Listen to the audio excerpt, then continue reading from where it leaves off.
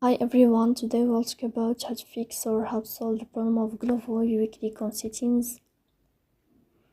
Here in this list you can click on apps, default apps, app settings.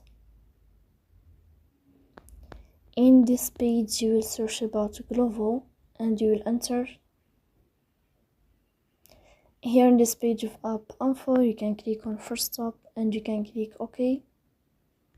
Here we'll enter to the window of storage.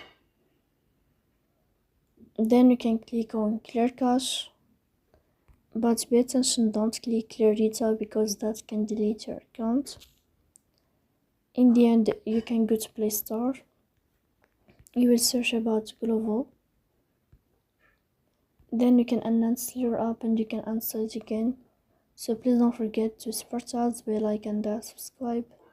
See you next time.